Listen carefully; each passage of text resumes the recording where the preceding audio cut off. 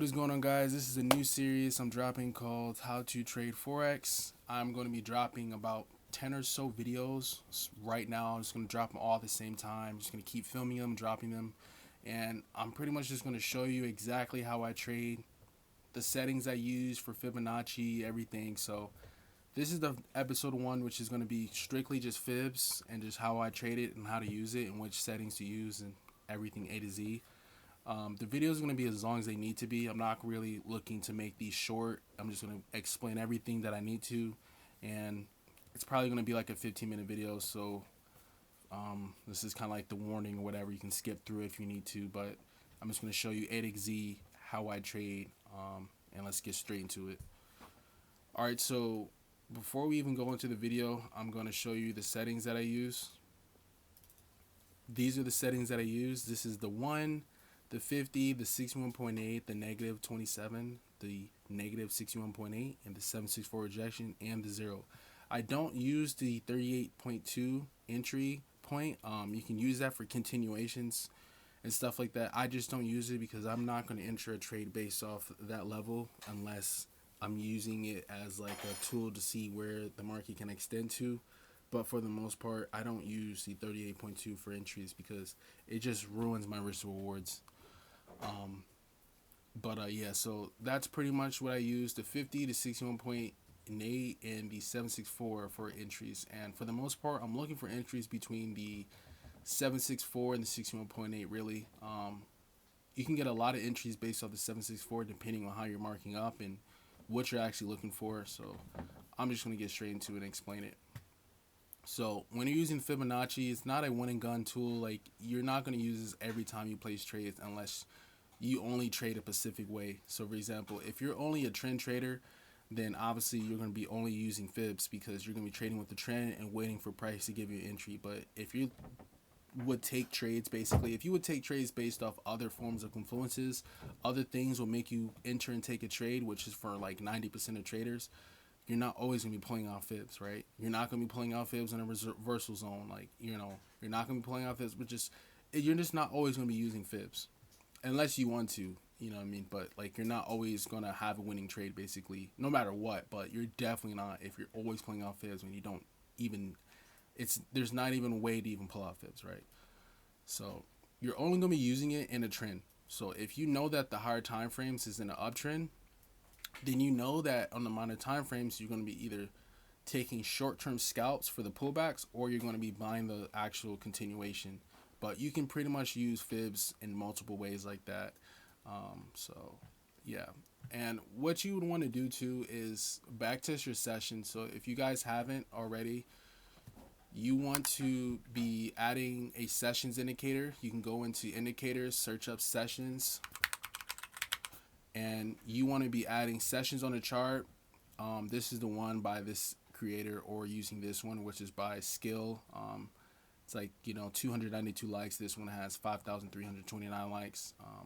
And you can just pretty much just save those two, check them out. I don't know which one I'm actually using right now. I think I'm using this one, and you can actually like highlight the exact points.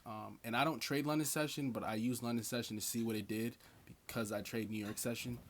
So I just highlight London session because it gives me just a point of entry or where I can kind of divide the market. I know that this is Asian session. I know that this is New York session. And I know that the green highlighted is London. So that kind of gives me a certain point of what each session is doing. And what you want to be doing is really back testing your session specifically. You don't really want to be worrying about all the other sessions because you're not trading that session. So if you're back testing and you're just doing this and using the bar replay, it's not helping you because you're not trading your session. Each session is going to do something different. You may have a lot of times where London session may be a pullback session. Maybe the overall market's in an uptrend, but you always notice that every time there's a London session, the market is doing the opposite of what the overall trend is doing. Or maybe you're looking at Asian session taking trades, but you see that the market is always consolidating. Or you see that when it's New York session, for some reason, it's continuing with the trend. For example, you have the market right here, right? The market's in an uptrend. What did London do for the most part? It gave you that pullback. What did New York session do? Continue with the trend, right? The market broke structure and created a downtrend, right? This is where price created a new low. Price pulled back, and what do you see? You see that the minor time frames were in an uptrend. What do you see? You see that the market for London pulled back. What do you see for New York session? Continue with the trend. Reversal. Price gave you a downtrend. What do you see for London session? Pulled up. What do you see for New York session? Continuing with the trend. It just does it over and over again. So you understand these patterns, and you can understand how to trade your fibs and when to use it. And specifically how I use my Fibonacci is pretty much like this. I'm pretty much just looking for entry zones. I'm looking at what the overall trend is, and then I'm using the minor time frames to pretty much give me an exact entry point for reversals. And how you would do that is marking up from the previous low to the overall high right here. And you're waiting for price to hit these certain zones, right? And what I do is I use multiple things, multiple forms of confluences, supply and demand. You can use support resistance, SMA rejection, RSI, whatever you need to use, you know what I'm saying, to give you another form of confluence to enter the trade. Even candlestick confirmation. I don't necessarily use candlestick confirmation because, as you see, if you waited for the 15-minute time frame to give you a confirmation, your entry is all the way up there, and it just pretty much destroys your risk reward. And I just don't like to trade that way. So what I like to do is, and trading the way I do, you're going to have losses. You may have, a 50% win rate, but your risk rewards, you may catch a 1 to 5, you may catch a 1 to 4, a 1 to 3. So if you're winning 50% of your trades and every single one of them are like 1 to 3s, 1 to 4s, 1 to 5s, 1 to 2s, even 1 to 1.5s, right? So if you're winning 1.5 times your risk every single time, you're going to be profitable, especially if you're trading on a big account like funded account.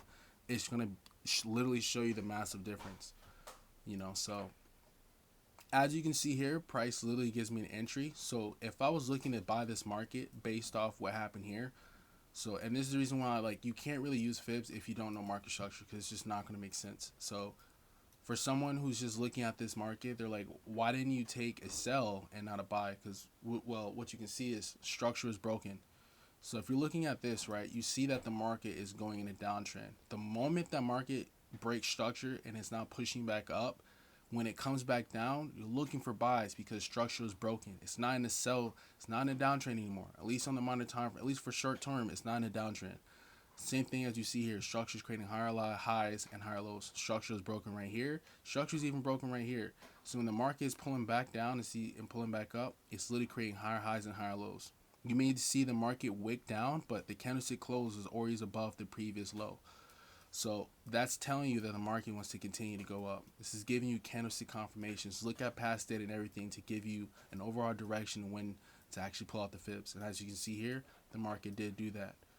So what I'm doing is I'm marking out from this low, the previous low, to the current last overall high. You mark it, you wait for the market to come down. You can just, honestly, if you want to, if you understand all these other things, you can pretty much just buy it just like that. Have your take profits based off certain structure at this previous high, or you can actually aim for higher, because if you know that the market is in an uptrend, what is the market going to do in an uptrend? Create higher highs and higher lows. So if it's going to do that, then you know that's a high probability that the market is going to break and create a higher high. So it's going to break this previous structure and create an even higher high, and that's what price did. And you can continue to hold. Like, if the market is not giving you a sell, then why close? Basically, in that sense, right?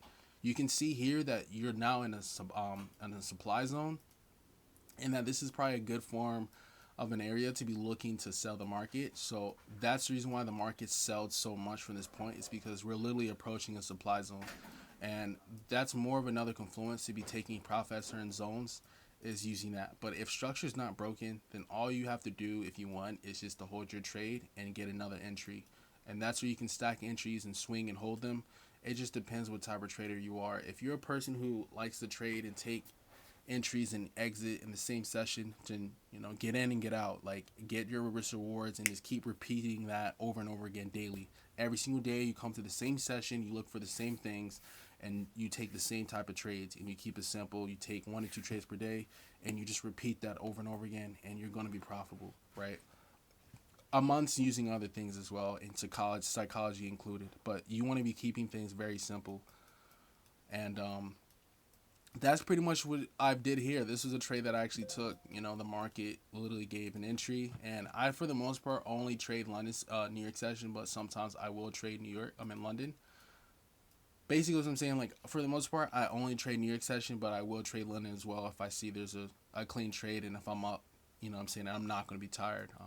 Right now I'm residing in New York, so you know if I'm up around 2 to 3 o'clock in the morning, like I get tired, and I don't like holding trades if I fall asleep. So for the most part, I just don't trade London.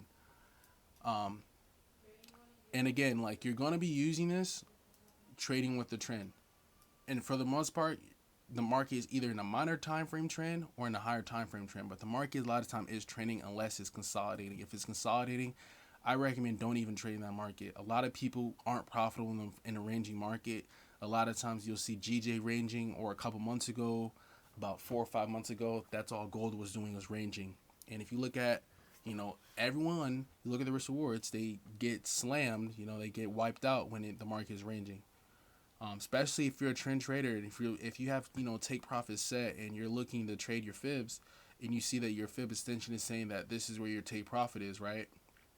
And the market's ranging, then yeah, you may be able to get an entry, but the market will only extend probably like, you know, let's say you only get this amount of profit, right? So let's say the market only pulls up to this point and then it reverses back down to support, and the market continues to just can just keep doing that over and over again, and then you're just getting stop loss. Stop loss is getting hit over and over again. So you want to be only taking trades with the trend, right? Um, so that's pretty much how I'll do it. Again, here's just another form of confluence to take a trade, right? So if we go on the hourly time frame, we see that the market broke structure. So if I look up right here, right, you see right here that the market has broke structure. This was an uptrend, a complete uptrend the entire time, creating higher highs and higher lows. The moment price broke this point right here and created a new low, when the market pulled back, and not just there, the market broke structure. All of this structure is being broken. You have this complete uptrend, structure is completely just broken. All this market structure just got completely just broken, right? So when the market pulls back up, you're not looking to buy it unless you're looking to short-term buy and you actually know what you're doing, which for the most part, if you're watching the video, you probably don't. So what you want to be looking for is waiting for a structure to be broken in modern time frames. So when you see these pullbacks, all you're doing, if you know that the structure is broken and you want to be selling because of what happened right here, and you see that, okay, there's a reversal, right? What you've been waiting for is the end of this actual pullback. You know what I'm saying? This retracement. You know what I'm saying? The market's retracing after doing this big move. Now look, what you're looking for is exhaustion. You're waiting for price to get out, right? And what you can start to see is divergence, right? What do you see here? You see a high, you see a higher high, but what do you see here? You see a high and then you see a lower low. So that's giving you all the confluence that the market is getting ready to give you a setup, right? And what I'm going to do is this. I'm going to go in the 15-minute time frame or in the 30-minute time frame, even the 1 hour, and I'm going to wait for an entry. I like to trade off the 5 and 15-minute for entries, because once you understand what's happening, you don't need to just sit on the higher time frames as much, right? So when the market pulls back and gives me that entry, which is a lot of times going to be during a pivotal session, and each session has a job. Like the market's consolidating during Asian, the market's breaking out of consolidation during London, and then the market's continuing the trend during New York.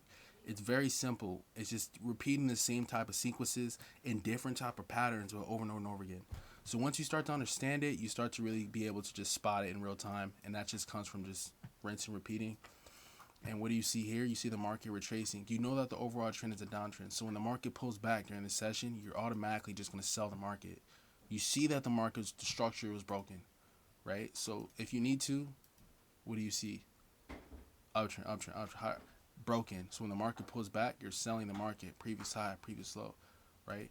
And what I do is I always put my stop loss at the previous structure. Why? Because price can pull up all the way up here and still be valid. Why? Because this is the overall actual high. So if you're putting your stop loss here and you're not even waiting for a candlestick confirmation to give you that confirmation that price actually wants to drop at this point, then you're just playing yourself at that point, because now you have an invalid stop loss. You're right on direction, but you're wrong in the setup because you have an invalid stop loss, and you're hoping that you'll be able to get this massive risk reward based off what? Just hoping that the market's going to drop at that point. The only reason why I'm entering at the 50, 61.8, and the 764 is because those are high probability areas where structure can reverse from. I'm not using that as a for sure thing. Trading is a game of probability. So if you understand that, then you want to be making sure that you give yourself the biggest edge. If you're not giving yourself the biggest edge, you're playing yourself. And another thing you can do, I didn't actually mention, is you can extend your actually fibs to the right, so you can pretty much just see like, the whole fib extension and stuff like that. So it just gives you more room to play when it comes to the fibs. And I keep my prices, my levels, and I put the levels to the right, and I have them set to the top. You can set them to the middle, which would actually put the levels in the middle, which you can't really see things, and then you can set at the bottom, but I just set things at the top. And again, once you wait for a structure to be broken, when price pulls back, that's where you get your entry, right? Market gives you an entry right around London session, New York session opening around 8 o'clock. I'm selling the market immediately. As soon as price hits this zone, you can scale into your position. So let's say you're a 3% trader. You can, 1%, 1%, and then 1% right here. However you want to do it. For me, I just enter all at the same time. If I'm going to enter 3%, I just enter 3%. So got in right here, entry right there, take profit. I'm going to have all the way down here at my 61.8 extension, and price literally gave me a 1 to 3 risk reward plus actually. So this is a clean setup, and this is the type of setup that you just rinse repeat when it comes to fibs. Rinse repeat. It's the same thing over and over again, whether it's an uptrend or a downtrend. It's the same thing. So again, what do you see here, right? You see that market's in a downtrend, but we're in a minor time frame uptrend. As soon as structure is broken, that's giving you the confluence to sell the market and to pull out your Fibonacci. You mark it up from the previous high to the overall current low. When the market pulls back, these are all levels to get in for the entry. As you can see here, you see that the market rejected off the 764. So I come to this area, I wait for confirmation. I see that price is right there. I already know that structure is broken, so I feel confident entering here and not even waiting for a candlestick confirmation, because I want to get the best risk rewards. My stop loss at the previous high using risk management. Let's say you're entering with 1% risk, and you're setting your take profit either at this point, or you can even set it even lower and look for a previous structure, which should be right here. So you can use this as a take profit point. You know that we're in a downtrend, so you see price clearing this level and creating an overall new low, right? And that's what price pretty much did. And you could have just been holding this market the entire time, and it's getting this massive risk reward. So if you know what the higher time frames are doing, and you wait for minor time frame structure to break, you can get massive risk rewards if you are willing to wait and hold for trades multiple sessions and get the maximum you can get out of a move. As you can see here, the market gave you more than a 1 to 17 risk reward, and if you were lucky enough to hold this trade and get an entry right there, you cleared and made all this profit, right? And if you're an FTMO trader, or if you're a trader trading on my Forex funds or something like that, the difference between, just entering the market and not using fibs and possibly just doing something like this, right? And just setting your stop loss, let's say right here, and then just targeting right here, doing something like that, or something even like this, is a complete difference. You're talking about a 1 to 6 to a 1 to 17. It's a complete difference, right? So that's how I use my Fibonacci, is trading with the trend, waiting for pullbacks to give you a continuation confirmation, and I just continue to sell the market down in my time frame, in my session that I trade. I only use the fibs, and I only take trades in my session, right?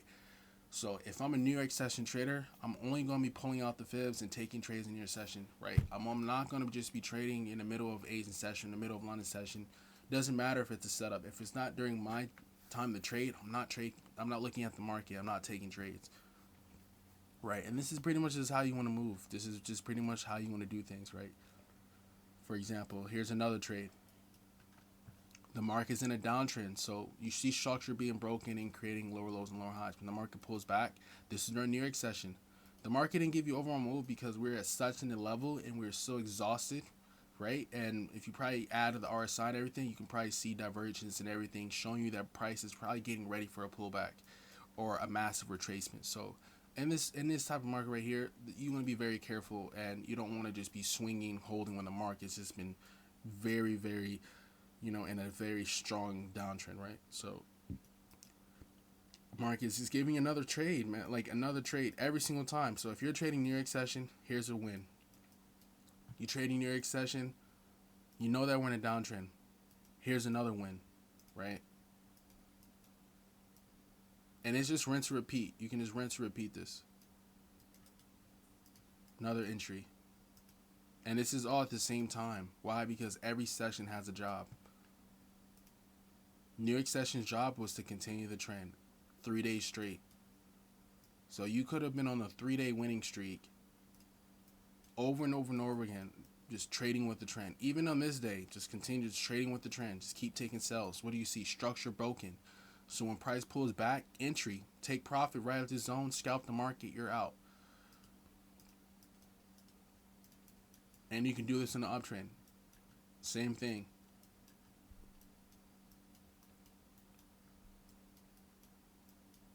All you have to do, and how I backtest is just simply this. I look at the market, and all I do is just fill up. I don't delete things. I just look at it. There's no point, because if I'm deleting things and it's like I'm testing what I already know, but if I'm looking at it and I'm studying how the market moves, then I'm going to actually get more of a feel for how the market actually moves. And I just been doing this since I've been pretty much trading. After like my third or fourth month, I stopped backtesting and deleting the chart. I just don't believe that's the best way to backtest, in my opinion. I feel like that's only testing what you currently already know. But if you're just going back and just looking at previous structure and all the time frames, you're going to start to really understand market patterns and market data and understand how your Pacific pair moves way better, in my opinion, because you're not deleting information. And yeah, like as you can see here, what do you see? This candle broke structure. We're in an uptrend. So when price breaks structure and gives you a retracement, that's my entry. And what I'm always going to do is I'm always going to put my entry on one of these levels, right? And then I'm always going to put my stop loss at the previous low, making sure that, okay, worst case scenario, if price comes all the way down to this level, I don't even want to be in the trade anymore. Even if it's a double bottom, whatever, I don't want to be in the trade, right? But if price, let's say, comes to this point and stops me out, I could still necessarily be like, okay, the market is still giving a valid entry. Why? Because the market could just be waking the 764 and just pushing back up. So you want to be making sure that you're giving yourself the best high probability setup that gives you the most probability that price is going to actually continue in the direction. And even while being in drawdown, you make sure that you're putting yourself in the best condition to win the trade, right? And giving yourself a high probability. And that's what the market did. And the market pretty much extended around the 61.8 and gave you a huge extension point. And this is pretty much you're doing over and over and over again, over and over and over again, taking 1 to 2 trades per day, right? And just keeping things simple. And if you do this, you're going to be profitable. And that's how you trade with the Fibonacci.